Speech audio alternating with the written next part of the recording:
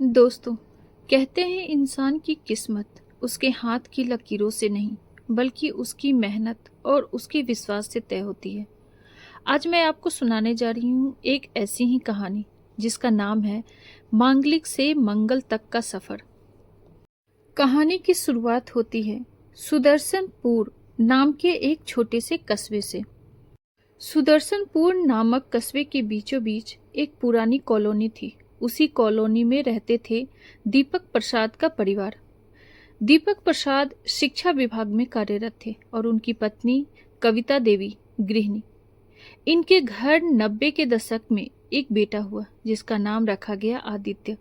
बचपन से ही आदित्य होशियार, तेज और जिज्ञासु था, लेकिन जन्म लेते ही ज्योतिषियों ने उसकी कुंडली देखकर कहा कि लड़के की जन्म पत्री में मांगलिक दोष है, शादी में बड़ी दिक्कत आएगी, सही उपाय न किया तो जीवन में कठिनाई होगी। यह सुनते ही दादी शांति देवी ने माथे पर हाथ रख लिया।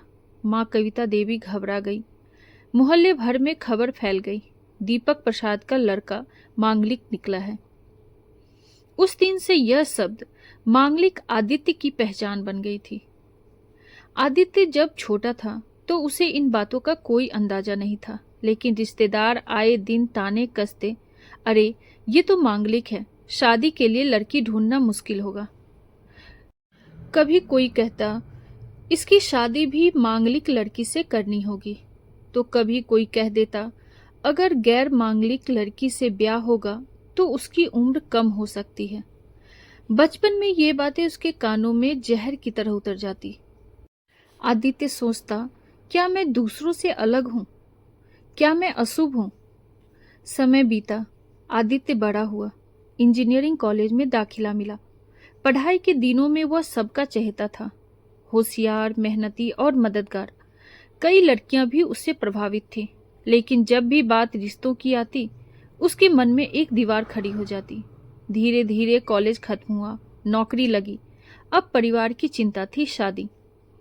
दीपक प्रसाद और कविता देवी ने रिश्ता ढूंढना शुरू किया, लेकिन मुश्किलें सामने थी। एक बार पटना से रिश्ता आया, लड़की देखने आई, सब कुछ ठीक था। लड़की को भी आदित्य पसंद आया, लेकिन जब ज्योतिषी हरिनाथ पंडित ने कुंडली मिलाई तो कहा लड़की गैर मांगलिक है और लड़का मांगलिक, ये विवाह नहीं होना चाहिए। रिश्ता टूट गया। कविता देवी फूट फूट कर रोई। रिश्तेदारों ने फिर ताना दिया, कहा था ना मांगलिक की शादी में यही सब होता है। एक दिन ऑफिस से लौटते समय आदित्य पार्क में बैठा था। सोचने लगा, क्या सचमुच ग्रह नक्षत्र मेरी किस्मत तय करेंगे? क्या मेरी मेहनत, मेरी सोच, मेरी अच्छाई का कोई मतलब नहीं? उसने ज्योतिष की किताबें पढ़ना शुरू की। कुछ में लिखा था कि मांगलिक दोष इतना बड़ा नहीं है, कुछ जगह लिखा था यह सब अंधविश्वास है।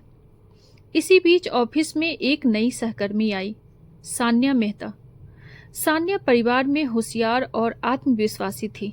उसकी सबसे बड़ी खूबी यह थी कि वह इंसानों को उनके गुणों से आंकती थी, ना कि उनके दोषों से। धीरे धीरे आदित्य और सान्या में दोस्ती हो गई। आदित्य को सान्या से एक अलग तरह की सुकून भरी ऊर्जा मिलती। सान्या मुस्कुराकर बोली, तो तुम सोचते हो कि ग्रह नक्षत्र तुम्हारी जिंदगी चलाते हैं? आदित्य, इंसान अपनी मेहनत और सोच से मंगल बन सकता है। मैं तुम्हें तुम जैसे हो वैसे ही पसंद करती हूँ, तुम्हारी कुंडली देखकर नहीं। धीरे धीरे दोनों का रिश्ता गहरा हुआ। आदित्य ने अपने माता पिता से बात की।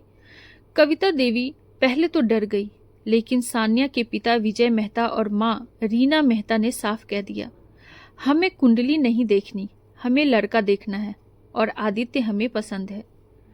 शादी से पहले आदित्य और सान्या ने कई सामाजिक कार्यक्रमों में हिस्सा लिया। वे युवा मंचों पर जाकर बोले, मांगलिक दोष सिर्फ एक धारणा है, यह किसी के जीवन का सच नहीं हो सकता। कुछ महीनों बाद आदित्य और सान्या की शादी धूमधाम से हुई। मंडप में जब फेरे हो रहे थे तो आदित्य ने सोचा, आज सचमुच मेरा सफर पूरा हुआ, मांगलिक से मंगल तक का सफर।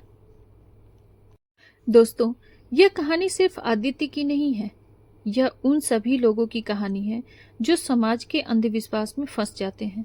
असलियत यह है कि इंसान अपनी मेहनत, अपने साहस और अपने आत्मविश्वास से हर दोष को गुण में बदल सकता है। सच्चा मंगल इंसान के भीतर है, बाहर नहीं।